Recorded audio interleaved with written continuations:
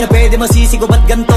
Ginaganapan ko lang na natural, tsaka inagapan ko na mautal nilaban sinugal ginapang minahal. Katagalan natutunan ko rin tumagal, tsaka alam ko naman na inaabangan na sanang tabangan yung papakawalan para di naabangan. Kasong alaba-laba naman ang alabang kinalakihan na galingan ang galingan kaya nakasanayan ko makabuo na madiin. Di ko na malayo na malayo na malayo na palayo narating matay ako na pailing. Mga naniwala di ko pwede biguin, di ko pwede pakitaan na bitin. Mga tingan na kalang busugin ko pa din kahit kabisado na kalitiin. Alam ko na may mata na nagbabantay kung paano ako sasablay. Matyagang nag-aantay kung kailan ako tatamlay at lalaylay. Yung mga laway na makita ako na mahina. Umay na manirang alay na manghila kasi nga walang pinakitang hindi pamatay. Ayaw ng mga katanggali ko, sumama ka sa isang liriko. Bilisan mo na ang maghinga mo sa mga kataga na binibigay ko sabi ko. Sakit mga salita ay wala ka na magagawa. Sa mabilis na tulak isinulat, nagmimistulang babala. Kaya mo bang agad na bendera dahil di nakalibiran ka na ng mga galamay. Sino ba sumabay? Hanggang mamatay sa mga kamay ng isang liriko. Sino? Sa natihan na tagapin ng unan. Alam mo ng mga walang hangganan. Bakit sinusubukan mo lumaban na lumalaban?